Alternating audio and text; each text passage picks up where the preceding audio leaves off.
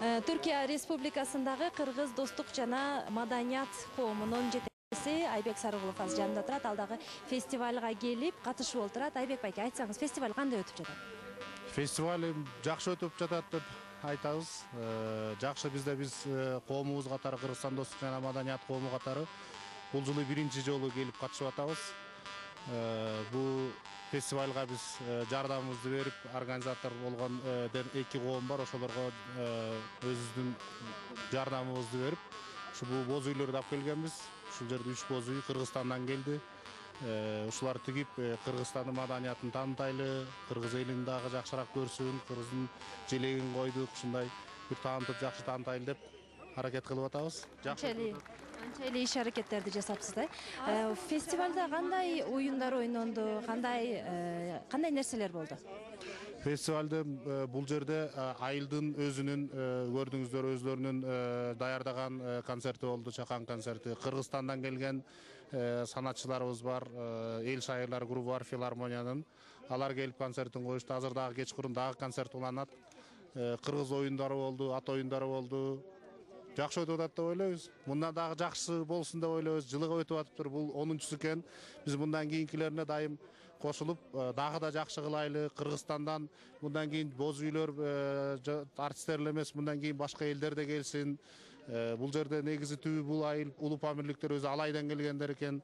Ошо Алайдан туугандары келсин, ошол жакты көрсүн. Керек болсо ушу Ванга самолет келип конуп, эмдиги жылдары келип ошол жакка катышып кетишsin деген ой пикирдебиз. Буюрса.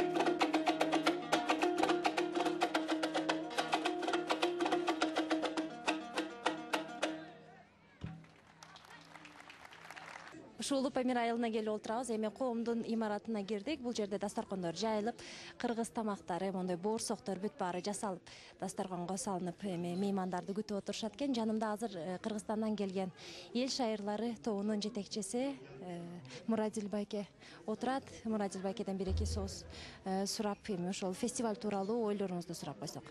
Жакшы болот. Биз да абдан кубанычтабыз. Биз ушу Кыргызстандан угуп алып, Түркия мамлекетиндеги Ван шаарындагы ушу биздин кыргыз туугандардын 10-чу маданият фестиваль болот деп укканда баштап кубанып, туугандарга келип, бүгүн бул жерден бизди аябай суктандырган, кызыктырган биздин улуттук тамактарыбызды, улуттук оюндар жүрүп атат, улуттук кийимдерибиздин өзгөчөлүктөрү бар экен. Биз бул фестивалга аябай кубанычтуу. Кыргызстандан салам айтабыз. Бул фестивалды биз жыл сайын ушул маалда өтөт дейт. Биздин кыргыз элинен да көп чыгармачыл топтор келип жүрүшөт. Быйыл ушул Алымкул Үсөнбаев атындагы мамлекеттик эл шайырлары келип отурабыз. Бизди абдан кубандырып атат. Биз туугандарыбызды көрүп сүйүнүп, туугандарыбыз менен